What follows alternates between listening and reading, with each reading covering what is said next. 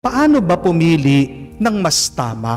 Paano magdesisyon ng mas mabuti? Si San Ignacio ng Loyola, ang santong bihasa sa pagdedesisyon, binigyan po tayo ng mga tuntunin ng turo kung paano mabuting pumili. Sabi po ni San Ignacio, may 5 hakbang na kailangan nating sundin para tayo ay makapili araw-araw ng tama at ng mabuti.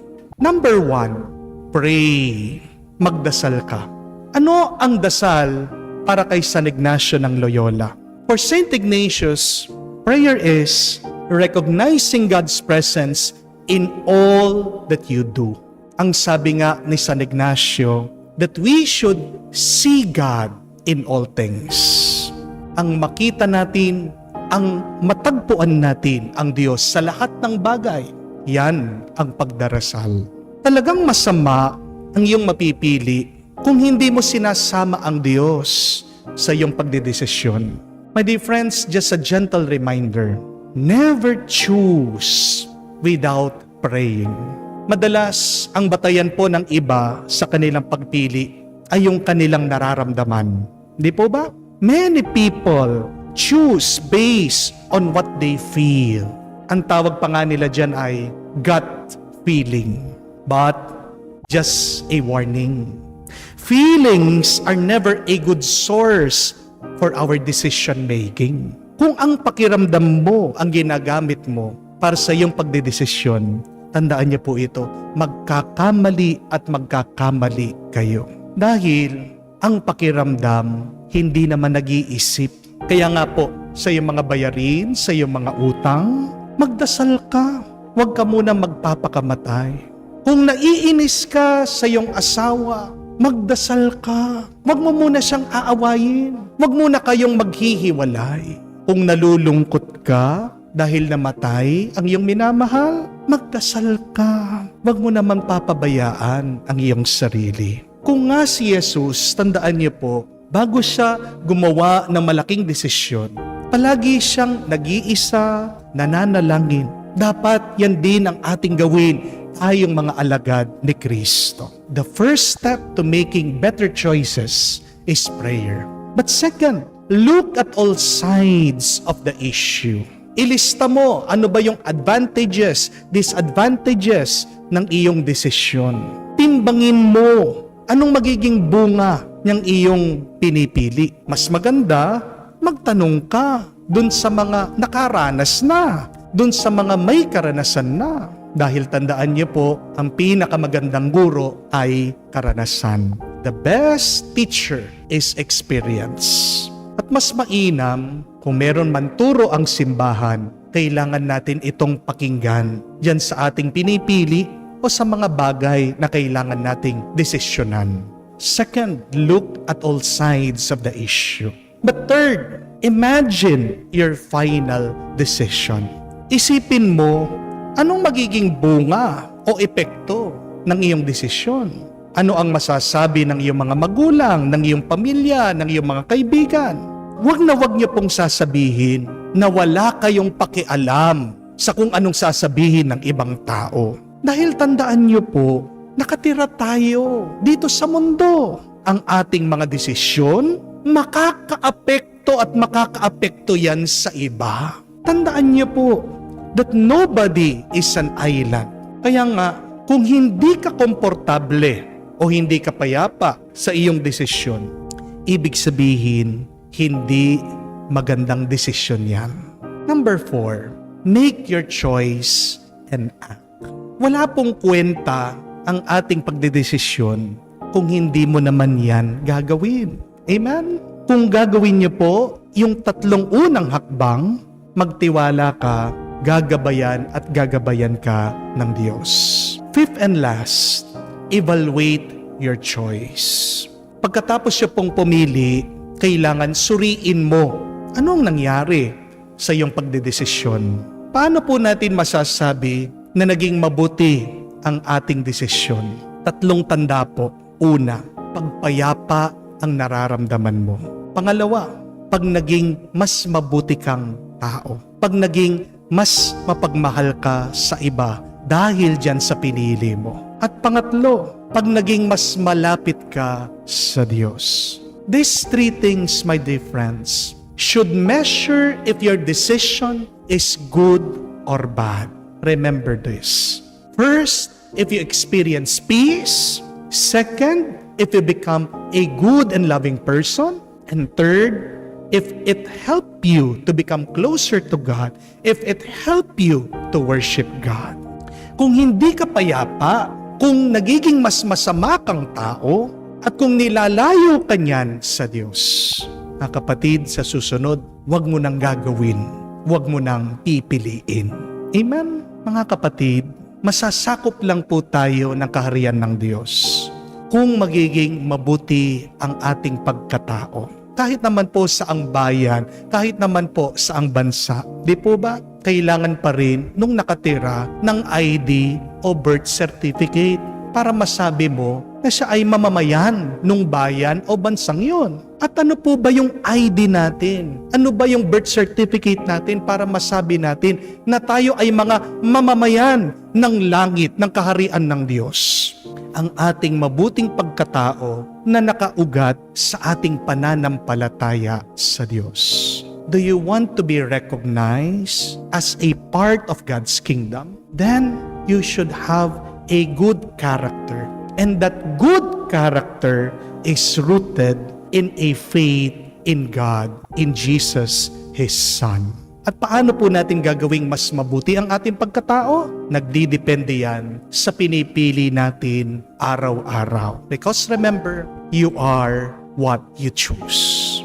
Naway magamit po natin itong turo ni San Ignacio ng Loyola para tayo ay makapili ng mabuti araw-araw. Huwag nating kalimutan magdasal, tignan natin anong magiging bunga ng ating pipiliin, timbangin natin ang magiging resulta at epekto ng ating mga desisyon. Pumili ka, magpatulong sa Diyos. At kahuli-hulihan, suriin natin palagi ang ating mga pinili.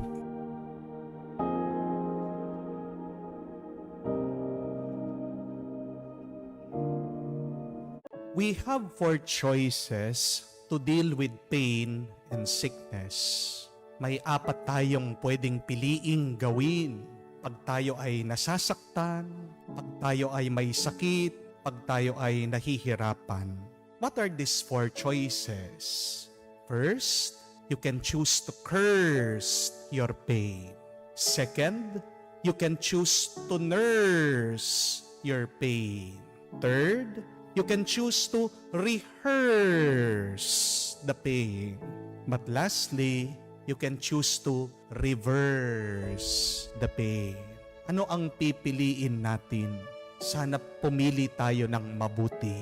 Number 1, a lot of us curse our pain. Marami sa atin pag nasasaktan, pag may problema, pag may pinagdadaanan, pag may sakit, anong ginagawa? Nagiging napaka-negatibo. Minumura ang ating sitwasyon. Nagiging toxic yung ating ugali. Nagre-reklamo. Hindi po ba? Sanay tayo dyan. Tinatanong natin ang Diyos, bakit? Bakit, Panginoon? Sinasabi natin, buwisit naman na buhay ito. Buwisit naman na sakit ito. Walang yan naman na problema ito. Pero ito po yung tandaan nyo. No matter how much complaining you do, you cannot erase your pain or problem. Kahit na paulit-ulit kang magreklamo, kahit na paulit-ulit mong murahin, sumpain, yung problema, yung pagsubok na pinagdadaanan mo, hindi mawawala yan. Hindi ka gagaling. Hindi magkakaroon ng kasagutan ang iyong problema, ang iyong pagsubok. Pag nga negatibo ka, pag nga masama kang mag-isip, pag nga palagi kang nagrereklamo at minumura mo ang iyong kalagayan, imbis na bumuti ka, lalo pang sumasama at gumagrabe ang iyong nararanasan. Amen? You can choose to curse your pain, but it will not make you better. You can choose to curse your problem, but it will not solve your problem. Amen? But secondly, you can choose to nurse your pain. Merong mga iba, inaalagaan nila yung sakit na nararamdaman nila. Mag-broken hearted sila. Yan yung palagi nilang tinitingnan, yan yung palagi nilang inaalala. Minsan, yung mga iba may sakit, hindi pinapansin, ini-ignore. Sinasabi na ng pamilya, magpatingin ka sa doktor. Ayaw, natatakot. Kung minsan may pilay, dinadala para ma-rehabilitate, pinapa-therapy. Kaya lang, hinahawakan pa lang yung kamay, yung paa, umaaray na. Bayaan mo na. Anong ginagawa natin? Imbis na ayusin, ituwid, hilumin, hindi na lang natin pinapansin. Iniiwasan natin. Yan yung ibig sabihin ng pag-nurse, pag-aalaga ng masakit na ating nararamdaman. Minsan, meron kang away, hindi pagkakaintindihan, di ba? Inaalagaan mo yung galit mong yon. Ilang taon na, pwede ka naman makipag-usap sa kanya, pwede na magpatawad, pero ayaw pa rin. We nurse our pain. We nurse our sadness. Bine-baby natin yung sakit at problema na ating dinadala. Mag-ingat ka pag inaalagaan mo ano man yan na negatibo sa iyong buhay. Galit, takot, lungkot, dahil pag tinatago mo, hindi mo pinapansin, pinapabayaan mo, anong nangyayari? Lalong lumalala. From the word itself, when you nurse it, it gets bigger, lumalaki, lumalakas, and they become more painful. Amen? Thirdly, we can choose to rehearse. Anong ibig sabihin? Balik-balikan. Pag binabalik-balikan mo, nagiging bago, sumasariwa, at imbis na mawala, nagiging mas totoo. Mag-ingat din tayo. Dahil anuman ang palaging binabalikan natin, nagiging tayo. What you repeat, you become. You rehearse the painful memories, the pain remains. Binabalikan natin yung ating mga pagkakamali. Marami sa atin hindi pa natuto sa pagkakasala. Paano tayo titino? Paano tayo bubuti? Kaya nga, ang ating Panginoon, sinasabi niya, nung gumaling itong tao na paralitiko, huwag ka nang babalik. Huwag mo nang uulitin ang iyong kasalanan. Kung hindi, magkakasakit ka ulit. We are made to be in the present. Tandaan po natin yan. Tayo ay ginawa ng Diyos hindi para mabuhay sa nakalipas. Tayo ay ginawa ng Diyos para mabuhay sa kasalukuyan. Dahil sa kasalukuyan, nandyan ang Diyos, ang pinakatotoo. Tanong mo sa iyong sarili, ano yung palagi mong binabalik-balikan? Masamang alaala man yan? Kasalanan? Bisyo? Ano yung isang masakit na karanasan sa kahapon na hindi mo pa rin mabitawan hanggang ngayon? You can choose to rehearse, to go back, but it will not remove the pain. It will only intensify the pain. Lalong lumalakas habang binabalikan mo, nagiging totoo, nagiging sariwa dahil inaalala mo, tinatandaan mo. Amen? The best option for us is the fourth choice. The fourth choice is that we can reverse the pain. Pwede mong alisin, baliktarin, paano? Sa tulong ng Diyos. Pwedeng mawala yung ating mga pag-aalala, yung ating mga takot, yung ating galit, yung mga masasama na naiisip mo. Sa tulong ng Diyos. Yan yung sinasabi ng Ebanghelyo. Ano man yung bagay na nakapilay sa iyo, ano man yung bagay na nakasakit sa iyo, isa lang dapat ang lapitan mo. Isa ang magbibigay sa iyo ng panibagong buhay, ang Diyos. Itong tao, pilay for 18 years. Gustong gumaling, biglang dumating si Jesus. Sinabihan lang siya, buhatin mo yung iyong higaan. Huwag mong aalagaan yung iyong sakit. Buhatin mo yung iyong higaan. Huwag ka nang babalik dyan. Huwag ka nang magrereklamo. Marami siyang dahilan para hindi gumaling. Pero nandun ang Panginoon, binigyan siya ng bagong buhay. A restart in his life. The reversal of his sickness. Mula sa sakit, nagkaroon ng kalusugan sa tulong ng grasya ng Diyos. Di po ba Tayo mga may cellphone, kayo pong may computer, nararanasan nyo din po yan. Nag-stack up, biglang humihinto yung inyong mga cellphone, yung inyong mga computer. Kung minsan din, nangyayari din po yan. Sa sasakyan, bigla titigil. Pag tumigil, pag nag-stack up, anong kailangan mo lang gawin? Buksan mo ulit. Patayin mo, buksan mo ulit. Anong tawag doon? It is a restart. We can start again. Nararamdaman niyo po ba? Minsan ganyan din sa ating buhay, di ba?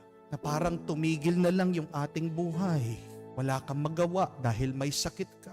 Wala kang magawa dahil puno ka ng utang. Hostage ka sa mga naniningil sa'yo. Wala kang magawa, malungkot ka, gusto mong sumaya. Kaya lang, iyong asawa hindi naging tapat, iniwan ka. We feel stuck sometimes in our life. We are just like the paralytic. Parang napipilay tayo minsan sa buhay. Pero hindi mo namang kailangan murahin yan. Hindi mo namang kailangan alagaan yan. Hindi mo namang kailangan balik-balikan yan. Kung ano man ang problemang yan, kung ano man ang sakit na yan, kailangan mo lang ay baliktarin mo. How can you reverse that pain and problem? Only to the help of the Lord. Jesus can push your restart button once again. Ang Diyos ang magkakalob sa iyo ng panibagong buhay. You only have to have faith. You only have to hope in the Lord. And now, you only have to be grateful for God.